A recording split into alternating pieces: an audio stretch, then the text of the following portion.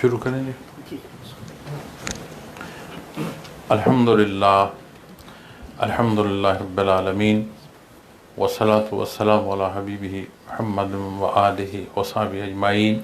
اما بعد فاعوذ باللہ من الشیطان الرجیم. بسم اللہ الرحمن الرحیم.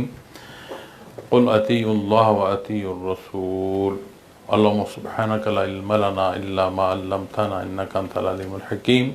مولا یا صلی وسلم دائما ابدا علی حبیبک من زانت الاسر. انتہائی قابل احترام احباب گرامی، معزز خواتین، السلام علیکم ورحمۃ اللہ وبرکاتہ. اللہ کریم کا احسان ہے کہ اللہ جل شانہ نے دارالعرفان برمنگھم میں ہمیں دین اسلام کے موضوع پر آپ صلی اللہ علیہ وسلم کے اسوہ مبارک، آپ کی زندگی مبارک کے تذکرہ مبارک پر جمع فرمایا. اللہ کریم یہ جمع ہونا قبول فرمائیں.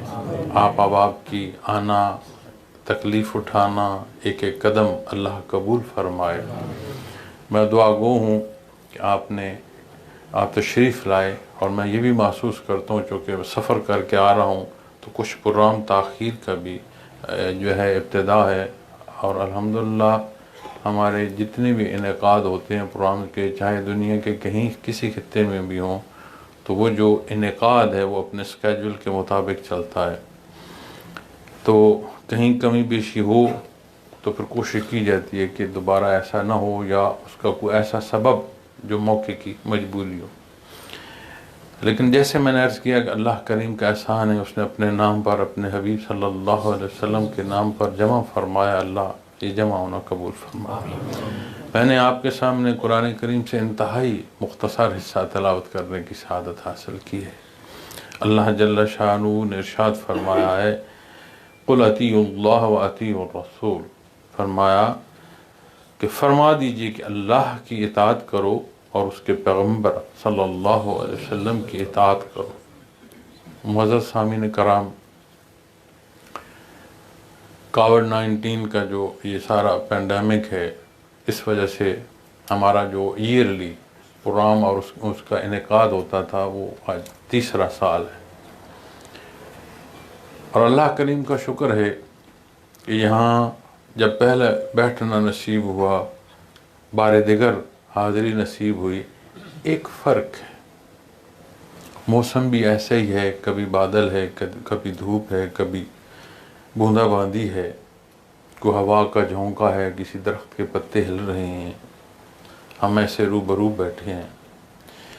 لیکن اس روبرو ہونے میں ایک ایسا نکتہ ہے جسے ہمیں ہر لحظے سمجھنے کی اور ہر لحظے یاد رکھنے کی ضرورت ہے. وہ نکتہ ہے جس کی نشاندہی نبی کریم صلی اللہ علیہ وسلم نے فرمائی کہ موت کو یاد رکھو. اب میں دیکھتا ہوں میرے کتنے ہی پیارے عزیز جن کے ساتھ پچھلی نشست میں ہم روبرو تھے، آج وہ ہمارے درمیان نہیں ہیں. اس سے مراد یہ مقصد یہ نہیں ہے کہ وہ کیوں نہیں ہیں، وہ اس لیے نہیں ہے کہ رب کائنات نے جس کا جو وقت، جتنا وقت مقرر فرمایا ہے، اس نے اتنا وقت ہی صرف کرنا ہے. نہ کوئی لمحہ پہلے جا سکتا ہے اور نہ کوئی لمحہ دیر کر سکتا ہے. اور یہی ارشاد قرآن کریم کا کسی ایک فرد کے لیے ہے، حیات کے لیے ہے، اور یہی حصہ فرمان کا پوری اقوام کے لیے بھی قرآن کریم نے بیان فرمایا ہے. میں دعا گو ہوں کہ رب کائنات نے جو ہمارے عزیز بھائی دوست جنہیں نور ایمان بھی عطا فرمایا، یہ زندگی کی فرصت بھی عطا فرمائی، کہ رب کائنات ان کی کمی بیشیاں معاف فرمائے، ان کے لیے وہ سفر جو برزخ کا ہے وہ آسان فرمائے، روز محشر انہیں آسانیاں، آسائش اور سلامتیاں نصیب ہوں. اور ہم مسافر ہیں، ایسا نہیں ہے کہ ہمارے پیارے جو دار دنیا سے چلے گئے ہیں انہوں نے ہی جانا تھا. ہم بھی اپنے حصے کی زندگی پوری کر رہے ہیں. اور یہ جو فرصت ہے نا معزز سامعین کرام، معزز خواتین و حضرات، یہ بڑی بیش قیمت ہے. دنیا میں ہمارے نزدیک پیسے کی قیمت ہے، حیثیت کی قیمت ہے، شہرت کی قیمت ہے، بے شمار پہلو. لیکن اگر غور فرمائیں نا تو یہ جو زندگی کی فرصت ہے، اس سے قیمتی شاید دنیا میں اور ہے کوئی نہیں۔ کیوں؟ اسی کا استعمال ہے جو مقصد حیات کا بھی سبب ہے، اور اسی کا غلط استعمال جو ہے وہ سزا کا سبب بنتا ہے، اس پر وعید آتی ہے۔ ایک حصہ استعمال کا جو صالح ہے وہ نوید کا سبب بنتا ہے، اور جو حصہ غیر صالح ہے وہ وعید کا سبب بنتا ہے۔ اور جو فرائض نبوت میں بنیادی فرائض جو قرآن کریم بیان فرماتا ہے کہ بشارت، کہ خوشخبری جو آخرت کی ہے وہ بیان فرمانا، انجام بد سے مخلوق کو مطلع فرمانا کہ اگر راہ درست نہیں ہوگی تو نقصان اٹھا۔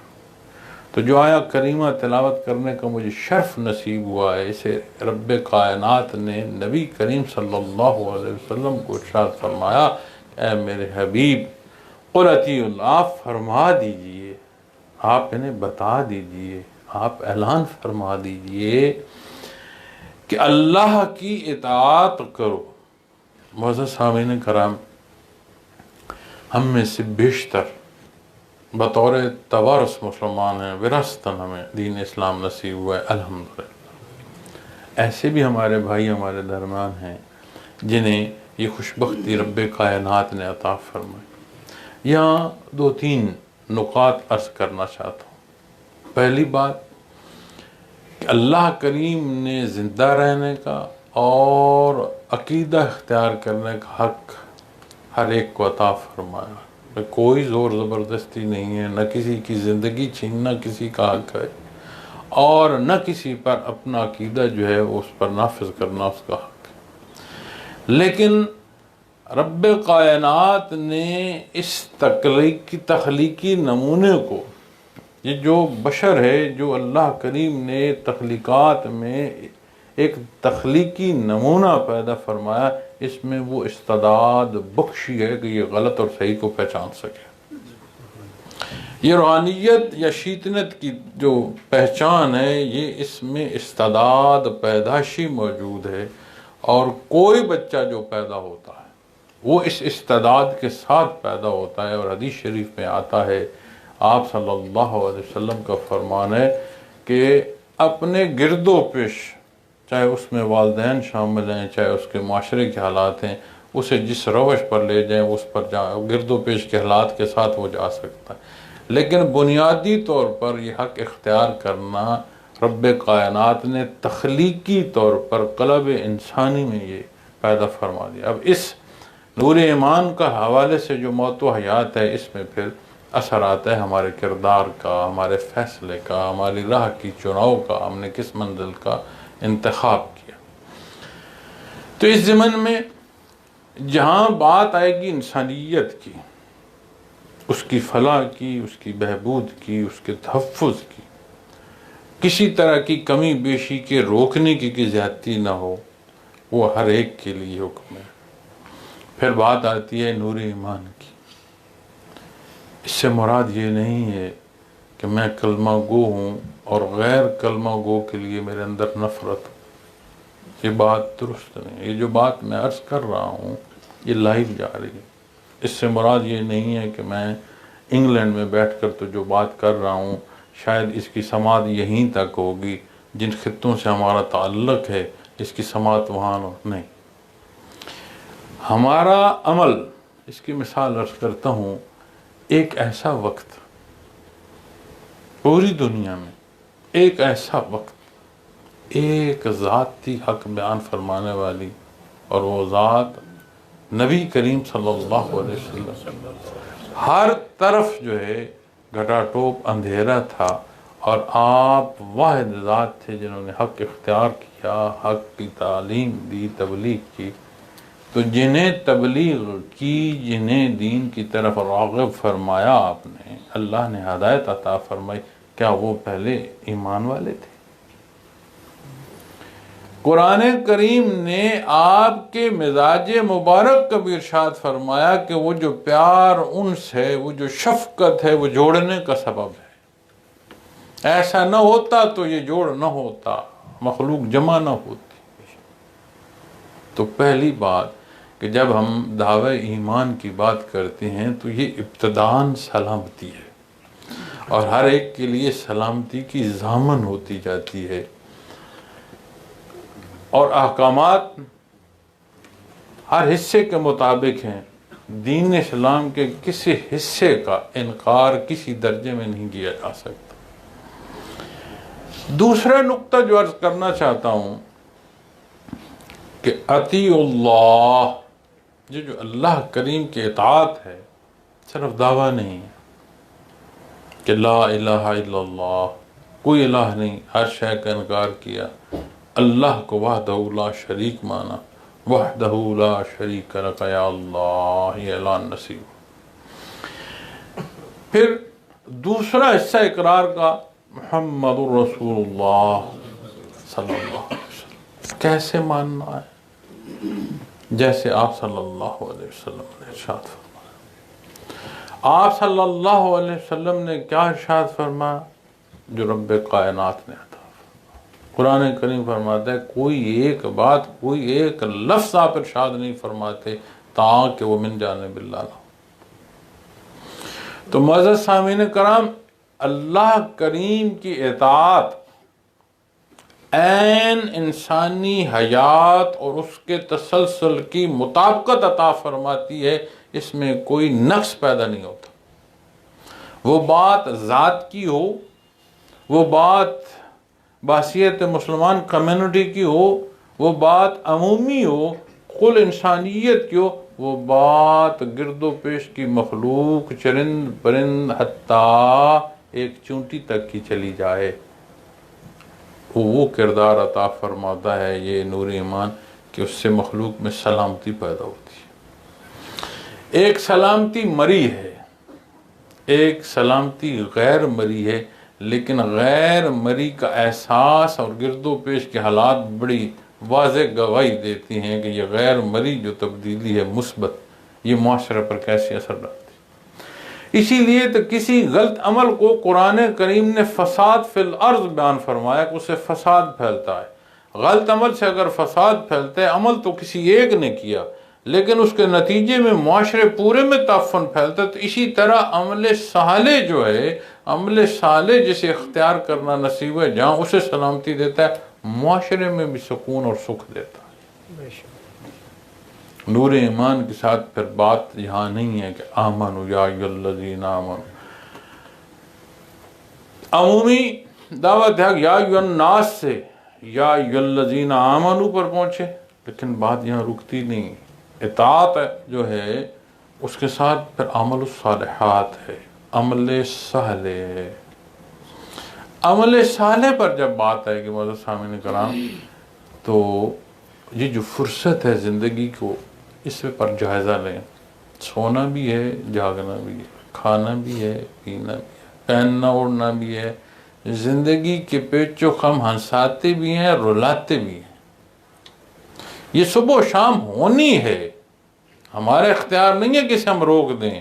زندگی کی لمحات اور فرصت ہم نہیں روک سکتے، ہم نے اس کے ساتھ سفر کرنا ہے۔ ہم مسافر ہیں، مسافر رہیں گے، اس سفر کو کوئی نہیں روک سکتا تاکہ قیامت قائم ہو اور عبدالآباد نشست جو ہے گھر کی وہ جا نصیب ہو۔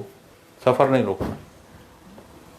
تو جب یہ سفر کرنا ہے، یہ صبح بھی ہونی ہے، یہ شام بھی ہونی ہے، تو وہ کیسا ہے جو قمیض پاؤں میں پہننا شروع کر دے اور جو سلوار ہے یا جو پینٹ ہے اسے ہاتھوں میں بازوؤں میں پہننا شروع کر دے کہ نہیں کپڑا تو پہنا ہے، اس طرح بھی پہنا جا سکتا ہے، تو پہن تو رہا ہوگا، کپڑے پھاڑے گا بھی صحیح، عجیب بھی لگ رہا ہوگا، لیکن نہ وہ کو نظر آئے گا، نہ وہ کو اس کا مقصد پورا ہوگا، اور نہ دیکھنے والے اس پر کوئی رائے اچھی قائم کر سکیں گے۔ ہاں جب کپڑا اس نے زیب تن کیا تو جو مقام قمیض کا ہے، جو مقام اس نے پاجامے کا پہنا ہے، اس سارے کا اپنے مقام کے ہونے سے وجود کے ڈھانپنا بھی خوبصورت ہو جائے گا، دیکھنے میں بھی اچھا لگ رہا ہوگا، اور وہ استفادہ بھی کر رہا۔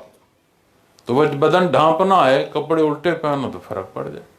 اسی طرح زندگی کی صبح و شام ہونی ہے، یہ خوشی کی بھی لہریں آنی ہیں اور دکھ بھی ہم نے سمیٹنے ہیں، یہ زندگی کا حصہ ہے۔ یہ منزل با منزل مسافر نے چلنا ہے، یہ سفر رکنا نہیں تاکہ وہ آخری فیصلہ نہ ہو لے۔ اب کس نے اپنی زندگی کو اس پہلو پر چلانا ہے کہ روانی بھی رہے، خوبصورتی بھی رہے، اور اطاعت کا یہ پہلو کہ جو مقصد تخلیق ہے وہ بھی پورا ہو، اور انجام جو ہے وہ خیر ہو، ہمیشہ کی زندگی جو ہے وہاں خیر نصیب ہے۔ اطاعت کی جب بات آئے گی تو پھر سمجھ آئے گی عمل الصالحہ، عمل صالح اختیار۔ پھر عمل صالح اختیار کرنے میں جو نقطہ عرض کرنا چاہتا ہوں وہ یہ ہے، یہ جو میں نے پیچھے بات کی ہے، ایسا نہیں ہے کہ ہم نے نماز پڑھنی ہے تو اللہ کریم کے خزانے میں اضافہ ہونا ہے، یا کوئی احتیاج ہے آخرت کی جو ہماری عبادات سے پوری ہونی ہے، ایسا نہیں۔ ہم محتاج ہیں، وہ عطا فرمانے والی ذات ہے، اس کی طرف عطا ہے، احتیاج اس طرف ہے، وہ بے نیاز ہے۔ غور فرمائیں، آج اپنی میڈیکل سائنس کی سرچ کو دیکھیں، وہ آپ کو نماز کی ادائیگی 5 وقت کی پورا جو حکم طریقہ ہے اس کے مطابق جو نماز ادا کرتا ہے وہ کہتا ہے یہ آپ کے بدن کی ضرورت پوری کرتی ہے۔ حال ہی میں رمضان المبارک گزرا ہے، میڈیکل سائنس سے پوچھیں وہ آپ کو کہے گی کہ سال میں اتنا وقت کھانے کا یہ انداز انسانی وجود کی ضرورت۔ میں دنیا کی بات کر رہا ہوں، میں اس سے اجر اور ثواب یا اخروی حصوں کی بات نہیں کہا، وجود انسانی کی ضرورت کی بات کہا۔ ہمارے اندر اتنا اختلاف آتا ہے، بات بات پر آتا ہے، ہم بات شروع کرتے ہیں مزاح کی، اس کا اختتام ہونے سے پہلے مزاح ہمیں ناراضگی میں پہنچا چکا ہوتا ہے۔ اپنے گرد و پیش دیکھیں، رائے کا اختلاف تعمیر ہوتا ہے، ہمیں رائے کا اختلاف اتنا دور پہنچا دیتا ہے کہ ہمارے اندر تخریب پیدا ہو جاتی ہے۔ نماز میں جب کھڑے ہوتے ہو تو جو اس کا حکم ہے اس میں تو شاہ و گدا ایک لائن میں کھڑے ہوتے ہیں، مانگ اس سے رہے ہوتے ہیں، دست بستہ کھڑے ہوتے ہیں، سمجھ آتی ہے ہم مخلوق ہیں۔ نہ صرف وہ جوڑ رہا ہے، یہ درس ہر حیثیت کے بندے کو مل رہا ہے کہ میرا مقام جو ہے وہ بندگی کا ہے، معاشرہ کا ایک جگہ رکنا ہے۔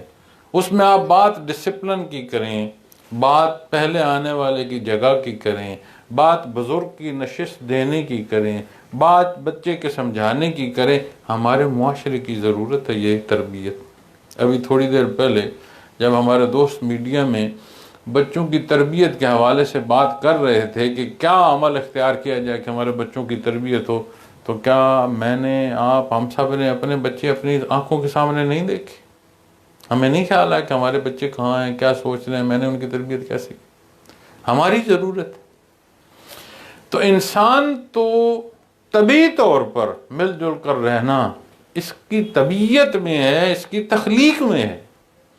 تو ایک نماز کی ادائیگی میں ضروریات دنیا کے کتنے ہی پہلو ہیں، آپ باریک سے باریک چلتے جائیں، استفادہ کون کر رہا ہے؟ نمازی کر رہا ہے۔ پھر دوسری بات، جب قرآن کریم فرماتا ہے ان الصلاۃ تنہی عن الفحشاء والمنکر، برائی اور بے حیائی سے روکتی ہے، نبی کریم صلی اللہ علیہ وسلم نے فرمایا بے نمازی ہم میں سے نہیں ہے۔ کتنا ہم اس بات کو اہمیت دیتے ہیں، اپنے ٹائم ٹیبل کو، دوستوں کے ملنے کو، تقریبات میں جانے کو، اپنے آفس، اپنا چھٹی، اپنا کام، کتنی چیزوں کو اسکیجولائز کرتے ہیں۔ لیکن کتنی بار اللہ معاف فرمائے ایسا بھی ہو کہ کوئی اور کام ہے، کوئی دوست ہے، کوئی مصروفیت ہے، وہ نہ چھوٹے، نماز چھوٹ گیا۔ دنیا کی سارے حال یہ ہیں، اور قرآن کریم فیصلہ دے رہا ہے کہ برائی اور بے حیائی سے روکتی ہے، بچاتی ہے، تحفظ کا سبب ہے۔ برائی اور بے حیائی سے روکو گے تو کیا ہوگا؟ قرآن کریم فرماتا ہے کہ شیطان جن سے دوستی کرتا ہے انہیں برائی میں دھکیلتا ہے، بے حیائی میں دھکیلتا ہے۔ جو برائی اور بے حیائی میں دھکیلا جائے گا، انجام آخرت میں اس کا کیا ہوگا؟ سزا کی طرف چلا جائے گا۔ پھر نماز کی ادائیگی میں جو برائی اور بے حیائی کا تحفظ ہے معزز سامعین کرام، یہ حفاظت الہیہ کی طرف لے جائے گا۔ تو عبادت کے کسی حکم کو لے لو، زکوٰۃ صدقات کو لے لو، ایک ایسا نظام، معاشی نظام جو معاشرے میں کسی ایک جگہ پیسے کو رکنے نہیں دیتا۔ ہم یہاں جس ملک میں بیٹھے ہیں، یہاں ویلفیئر کے حوالے سے کافی قوانین جو ہیں وہ رہے ہیں، کمی بیشی بھی ہوتی رہی ہے، لیکن عمومی طور پر آپ دیکھیں تو جو ویلفیئر کا نظام ہے، اس ویلفیئر کے نظام سے متعلق دیکھیں کہ یہ حکم کہاں سے ہے۔ اس حکم کو وہ حکومت نافذ کر رہی ہے جو دعوی ایمان اسلام کا نہیں کر رہی، لیکن استفادہ دیکھ لیں کہ کیا اس سے مخلوق کو فائدہ ہوتا ہے کہ نہیں ہوتا۔ اس لیے کہ سارے فطری تقاضے دین اسلام پورا فرماتا۔ آج اگر میں یہ کہوں کہ قرآن کریم میرے سامنے ہے، اللہ کا کلام ہے، میں اس کو پڑھ رہا ہوں، مجھے عربی نہیں آتی، میں اردو میں پڑھ رہا ہوں، نہیں تو میں انگلش کی ٹرانسلیشن دیکھ لیتا ہوں، میں کوئی تفسیر دیکھ کر اپنے انداز سے اس سے ترجمہ جو ہے میں سمجھ سکتا ہوں، میرے پاس قرآن کریم آیا کہاں سے ہے؟ میں سویا ہوا اٹھا ہوں تو میرے سرانے تھا، فرشتہ مجھ پر جو ہے نازل ہوا، وحی آئی، تو شان اللہ کے انبیاء اور رسول کی، اور ہم پر تو اس نے وہ احسان فرمایا کہ امت محمد رسول اللہ صلی اللہ علیہ وسلم کا فرد پیدا فرمایا۔ یہ کرم اور احسان ہے۔ آپ صلی اللہ علیہ وسلم کی وہ ذات جو امام الانبیاء ہیں، معراج کی رات آپ کی امامت کا شرف اللہ کریم نے تمام انبیاء اور رسول کو عطا فرمایا، تو ہمیں آپ سے نسبت عطا فرمائی۔ اس نسبت سے رسائی حاصل کرنے کے لیے متصل حصہ چاہیے، بطور توارث وراثت میں چاہیے، یہ سارا حق وراثتاً ہم تک پہنچائے، کوئی نہ کوئی ہم تک پہنچانے کا سبب ہوا۔ اس لیے بات آتی ہے علماء کی، اس لیے بات آتی ہے ائمہ کرام کی، اس لیے بات خیر القرون کی آتی ہے۔ وہ جو متصل حصہ جیسے نبی کریم صلی اللہ علیہ وسلم نے سمجھا، جیسے اختیار فرمایا، جیسے سمجھنے کا حکم عطا فرمایا، وہ تسلسل سے جو ہم تک آ رہا ہے ماننا ہے، ویسا فرمایا وَأَطِیعُوا الرَّسُولَ، اللہ کے رسول کی اطاعت، وہ تب جامع ہو۔ پھر دوسری بات عرض کرتا ہوں، کل ایک سوال تھا، میں ضمناً اس موضوع پر تو اس لیے عرض کر رہا تھا کہ دین اسلام کے حوالے سے کسی انڈیویجول کی جو سپیکر ہے اس کی رائے کے حوالے سے مجھ سے کسی نے سوال کیا ذاتی نشست میں، تو اس جواب میں نے جو بات کی تو وہ کیفیت میرے اندر ہے، اس لیے میں عرض کر رہا ہوں کہ آج حدیث مبارکہ ہمارے سامنے ہو، قرآن کریم ہمارے سامنے ہو، اس سے ہم مطلب اپنی استعداد کا سمجھیں تو وہ عمل کیا ہوگا ہماری ذات تک ہے۔ اس کی حقیقت اور حق کو جو سمجھنے کا وہ ہے جو حکم نبی کریم نے فرمایا، جو سمجھ آپ نے اپنے سامنے اپنے غلاموں اپنے صحابہ کو تربیت دی، جو متصل ہم تک آ رہا ہے وہ ہوگا۔ سارے عربی ہیں، مادری زبان ہے، وسیع زبان ہے، چرواہوں کے کہے گئے مصرے پر شاعر مصرع کی تکمیل نہیں کر سکے، اتنا عبور زبان پر جب بات پوچھی گئی ایک ہی زبان سے بولے اللہ اور اس کا رسول بہتر جانتا۔ سیرت پاک کی کتب میں دیکھیں، جب بھی بات ہوئی حدیث احسان میں حضرت جبریل امی حاضر ہوئے، صحابہ کرام رضوان اللہ علیہم اجمعین تشریف فرما ہیں، آپ نے نبی کریم صلی اللہ علیہ وسلم کی خدمت میں کچھ گزارشات عرض کی، آپ نے جواب ارشاد فرمایا، وہ اجنبی اٹھ کر چلے گئے، استغفار فرمایا، کسی نے نہیں کہا فلاں ہے فلاں نہیں جانتے، یہ ہے پرانا ہے آل ہے عادت، آپ کی طرف دیکھا، تو جب آپ کی طرف دیکھا خود کچھ کہتے تو اجنبی تک ہی کہتے، خود کچھ کہتے تو انجان تک ہی کہتے، خود کچھ کہتے تو یہی کہتے کہ اس آبادی کا نہیں ہے، ساری باتیں محدود ہوتی۔ جب دیکھا آپ صلی اللہ علیہ وسلم کی طرف تو آپ نے فرمایا جبریل امین تھے، کتنا فرق ہے اپنی آنکھوں کے دیکھنے اور اپنی ذہانت کا استعمال کرنے، اور کتنا فرق ہے اتباع محمد رسول اللہ صلی اللہ علیہ وسلم۔ تو جب بات اطاعت کی آئے گی معزز خواتین و حضرات، تو پھر بات ساری کی ساری ہمیں جو پہنچائے گی وہ در مصطفیٰ پر ہے صلی اللہ علیہ وسلم۔ لیکن جب وہاں پہنچیں گے، ایک نقطہ مزید عرض کرنا چاہتا ہوں۔ والد اور بیٹا بڑا پیارا رشتہ ہے، اس کی شان ہے، وہ فرماتا ہے کسی کو بیٹے عطا فرماتا ہوں، کسی کو بیٹیاں عطا فرماتا ہوں، کسی کو دونوں عطا فرماتا ہوں، کسی کو دونوں نہیں عطا فرماتا، لیکن یہ اس کی بہت بڑی نعمت ہے، اور جسے یہ نعمت سے نوازتا ہے اس کے پاس لفظ نہیں ہے یہ بیان کرنے کو کہ یہ کیا لذت ہے، اور جس کے پاس نہیں ہے لفظ، اس کے پاس بھی نہیں ہے کہ اس محرومی کو کوئی لفظ بول سکے۔ اپنے بیٹے کو لخت جگر کو، صبح کو بات کہو، دن کہو، شام کو، وہ ساری باتیں کہ بالکل ابا جی بڑی آپ سے محبت بھی ہے، عقیدت بھی ہے، آپ جو فرما رہے ہیں ٹھیک بھی فرما رہے ہیں، شام تک ایک بات پر عمل نہ کرے، اسے کیا کہو گے؟ اس کے بارے کیا رائے قائم کرو گے؟ وہ رشتہ جس رشتے کو ڈسکرائب کرنے کے لیے لفظ نہیں ہے، جب وہ اطاعت سے باہر جاتا ہے تو سمجھ نہیں آتی میں اسے کیا کہوں۔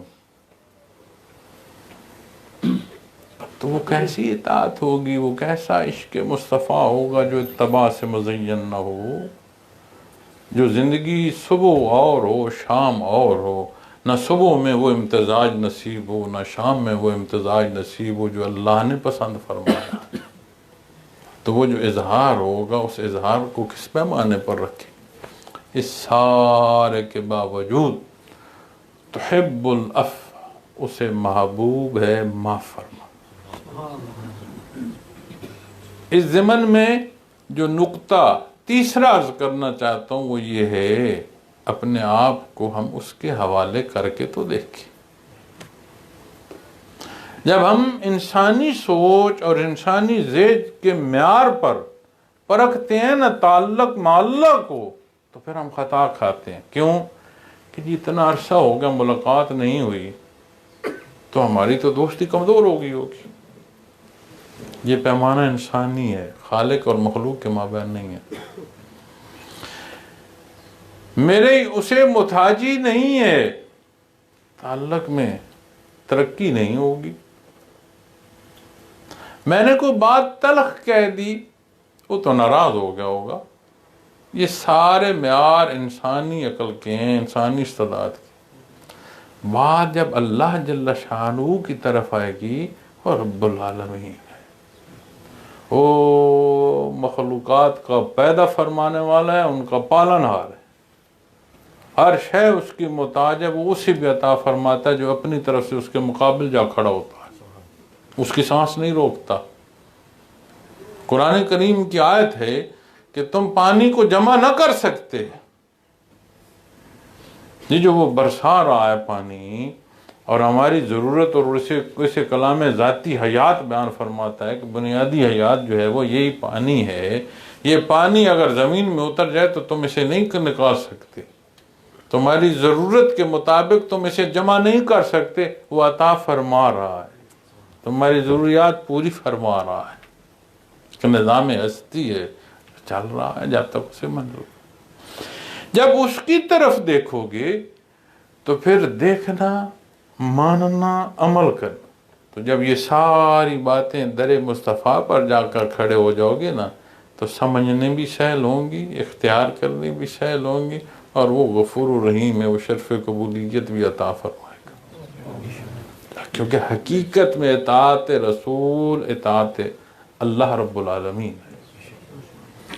پھر مقصد تخلیق پر جب ہم دیکھیں، میں نے جو نکات عرض کیے ہیں، ماننا ہماری ضرورت، عبادات ہماری ضرورت، چاہے دنیا کے پہلو سے دیکھو چاہے اخرت کے حوالے سے دیکھو کہ آخری حصہ۔ اب جو بات دار دنیا کی ہے، فرصت کی ہے، جسے میں نے ابتداً عرض کیا، اس لیے کہ یہ میرے عزیز بیٹھے ہیں، ان کے والد صاحب کے ساتھ میرا تھوڑا وقت گزرا، بہت خوب گزرا، بڑا محبت کا لحاظ کا گزرا۔ تو آج ان میں ان کے والد کو دیکھ رہا ہوں، لیکن ان کے والد تو میرے سامنے تشریف فرما نہیں ہیں۔ تو اگر میں دیکھ رہا ہوں اور وہ نہیں ہے تو کل کوئی وہاں سے دیکھ رہا ہوگا، یہاں میں نہیں ہوں گا۔ نظام حیات ہے، آئے ہیں تو جانا ہے بھائی۔ تو جو جانا ہے تو سما کیا ہے، یہاں رہنے کو فائل درکار ہے، یہاں رہنے کو کاغذات بنوانے ہیں، یہاں رہنے کی کونسل کی رجسٹریشن ضرورت ہے، ضروریات زندگی میں ایک ایک طرز جو وہ نظام حیات میں مقرر فرمائے گا اس کی ضرورت ہے۔ تو جہاں جانا ہے وہاں لے کر کیا جائیں گے؟ تو پھر سمجھ آتی ہے معزز سامعین کرام کہ جو نقطہ میں عرض کر رہا تھا ابتداً کہ اپنی زندگی کو طرز کو سجا لو عملی صورت سے، ضرورت اپنی پوری کرو گے۔ ہم راستے میں آتے ہوئے بات کر رہے تھے کہ جو کھانا ہے اس کھانے کے 2 لقمے آخر میں 2 لقمے کم کر لو تو نظام انہضام بھی بہترین رہتا ہے، طبیعت بھی خوشگوار رہتی ہے۔ اور کھانا مکمل کر کے 2 نوالے اضافی کھا لو تو نہ خود سکھ سے بندہ بیٹھتا ہے، نہ گرد و پیش کسی کو سکھ سے بیٹھنے دیتا ہے۔ فرق ہے۔ تو اس لیے کسی پہلو سے لے لو ہماری ضرورت۔ پھر اپنی بات کو سمیٹتے ہوئے میں شعبہ تصوف پر آؤں گا، سلاسل تصوف پر آؤں گا، صوفیاء پر آؤں گا، ذکر اذکار، ذکر کی کثرت، ان پہلوؤں پر آؤں گا۔ جتنی باتیں میں نے کی ہیں، میں خود عالم نہیں ہوں، کم علم آدمی ہوں، میں یہ سمجھتا ہوں جتنی باتیں میں نے کی ہیں اتنی باتوں میں اس پورے مجمع میں کوئی یہ نہیں کہہ سکتا کہ میرے لیے نئی ہے۔ دستک ہو سکتی ہے، سارے جانتے ہیں۔ کون ہے جو یہ کہے کہ نماز کی فرضیت مجھے نہیں معلوم؟ کون ہے جو یہ کہے کہ روزے کی فرضیت مجھے نہیں معلوم؟ کون ہے ہمارے اس مجمع میں جو یہ کہے کہ موت و حیات پر اس پر میرا ایمان نہیں ہے، اللہ کی وحدانیت پر ایمان نہیں ہے؟ کون کہے نبی کریم صلی اللہ علیہ وسلم کے آخری نبی ہونے پر ایمان نہیں ہے، امام الانبیاء ہیں؟ کون یہ کہے کہ قیامت کا حساب کتاب نہیں ہو؟ کون کہے کہ ملکوت اور وارد نہیں ہوگا؟ کوئی ہے؟ اس کا مطلب ہے جانتے تو ہم سارے عمومی ہماری ضرورت کا علم ہم جانتے ہیں، اس لیے جانتے ہیں کہ نبی کریم صلی اللہ علیہ وسلم نے دعوت حق مخلوق کو پہنچانے کا حق ادا فرمایا ہے۔ حجۃ الوداع پر آپ نے اللہ کریم کو اپنا شاہد بنا کر یہ اعلان فرمایا تھا۔ آپ کا فرمان ہے، آپ کی حیات مبارک میں آپ سیرت پاک دیکھیے، جتنا بڑا بھی مجمع ہو، اب میں نے حجۃ الوداع کی بات کی، لگ بھگ 1.25 لاکھ مجمع سیرت پاک میں جو حوالوں سے ملتا ہے کہ وہ مجمع 1.25 لاکھ کا تھا۔ تو کوئی یہ نظام تو نہیں تھا کہ آواز کی بلندی کے لیے کوئی نظم ہو، یہ جو آج کی ہماری ایجادات ہے یہ تو نہیں تھی۔ لیکن آپ صلی اللہ علیہ وسلم کے معجزات میں یہ داخل تھا کہ آپ جس محفل میں کھڑے ہوتے اس محفل کی نشانی آپ ہی ہوتے، آپ جس محفل میں تشریف فرما ہوتے شاہی نشست وہی نظر آتی ہر ایک کو۔ پھر جس مجمع میں آپ کلام فرماتے جو آپ کے روبرو سن رہے، آخر مجمع کا بندہ بھی وہی سن رہا ہے، ہر ایک کی سماعت کے ساتھ وہ آواز مبارک ایک جیسی پہنچتی اور بغیر ابہام کے پہنچتی، پہنچنے میں کوئی کمی بیشی نہ ہوتی۔ کمی بیشی ہے تو جس کو عطا فرمایا جا رہا ہے اس نے کوئی کمی بیشی کی، سماعت تک پہنچنے میں کوئی لفظ کی کمی بیشی نہ۔ تو 1.25 لاکھ مجمع ہم نے ایک جیسا سنا۔ جہاں تک آپ ارشاد فرماتے وہاں تک بات الفاظ لفظ تو بولا، شاید پروننسیشن کا فرق نہیں، ہر پہلو سے سالم سماعت پہنچتی سامع تک۔ یہ معجزات میں سے آپ اور آپ غور فرمائیں کہ حجۃ الوداع کو آپ نے ایسے شہادت اللہ کی طلب فرمائی اور دین اسلام کی تکمیل کا اعلان فرمایا۔ آج میں اور آپ بیٹھے، مجھ جیسا نالائق بھی یہ نہیں کہہ سکتا کہ مجھے معلوم نہیں ہے فرض کیا ہے۔ یہ بھی آپ صلی اللہ علیہ وسلم کی برکت ہے۔ معلوم ہے، عمل میں کیوں نہیں ہے؟ پھر سمجھ آئے گی کہ تصوف کی کیا ضرورت ہے۔ تصوف کی ضرورت اگر ہمارے نزدیک تعویذ دھاگا لینا ہے، دم کرانا ہے، بیماریوں سے یا جنات سے یا جادو ٹونے سے نجات ہے، تو پھر وہ حصہ جو قلب اثر محمد رسول اللہ صلی اللہ علیہ وسلم سے جا جوڑتا ہے، وہاں سے یہ ملتا ہے۔ غور فرمائیں، اقرار باللسان ہی و تصدیق بالقلب، جب تک دل کی قلب کی تصدیق مضبوط نہ ہو، وہ چیزیں عمل تک نہیں پہنچتی۔ ماننا ایک بات ہے، اس ماننے پر یقین کا نصیب ہونا اور بات ہے۔